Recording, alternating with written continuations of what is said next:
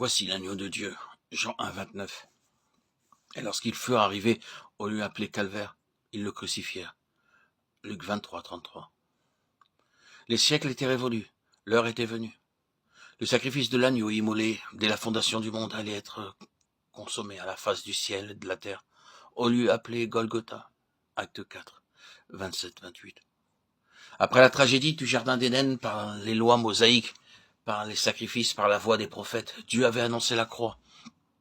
Il avait acheminé l'humanité et surtout son peuple d'Israël vers cette croix, qui est et demeure à jamais au centre de l'histoire, dont elle est l'axe en même temps que le point culminant. Tout ce qui précède le drame du calvaire y conduit. Tout ce qui le suit en découle. Même dans les siècles à venir et jusque dans l'éternité, la croix gardera sa place unique, sa situation dominante. Nous disons en effet dans l'Apocalypse que l'apôtre Jean, exilé à Patmos et ravi en extase, vit dans le ciel au milieu du trône un agneau comme immolé. Et c'est vers lui que s'élèvent les louanges et pour lui que les rachetés entonnent le cantique de délivrance et d'action de grâce. 700 ans avant que Jésus-Christ ne fût conduit au lieu appelé Calvaire, un prophète sous l'inspiration divine avait annoncé la croix.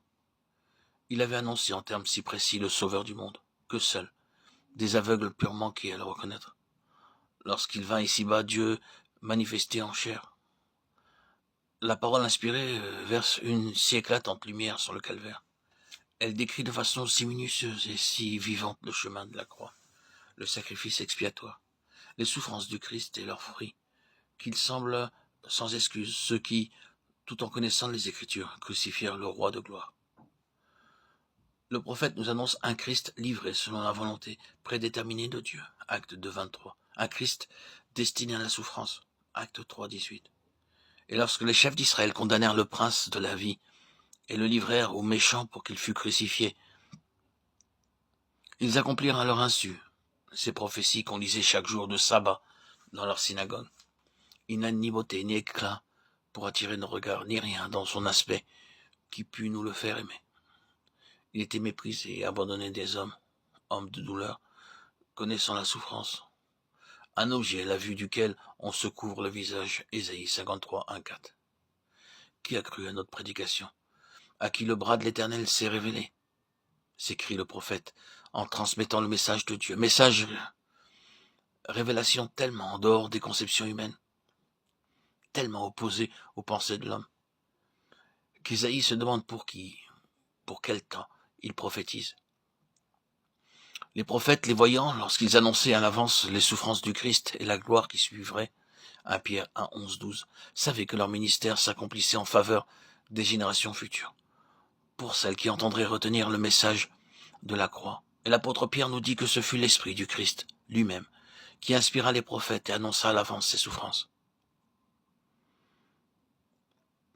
Ésaïe prévoit l'étonnement, les doutes qui s'élèveront dans les cœurs des hommes à lui de son message. Qui a cru à notre prédication?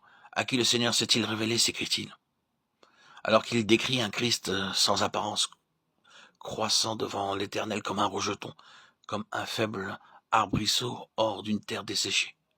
Et cependant, qu'ils étaient précieux aux yeux de Dieu, ce faible arbrisseau, cette branche qui porterait du fruit.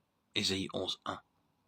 Le plan de choix Israël, Ésaïe 5, 7, avait frustré les espérances du divin vigneron, et sa vigne était devenue stérile. Le Christ était le rameau sortant du tronc d'Isaïe, le rejeton naissant de ses racines, qui porterait le fruit attendu. Bien qu'aux yeux des hommes, il n'eût en lui quoi que ce soit pour le faire aimer ou désirer. Lui, le précieux rejeton, lui, le bien-aimé du Père. Il serait le méprisé des hommes. Un homme de douleur, connaissant la souffrance.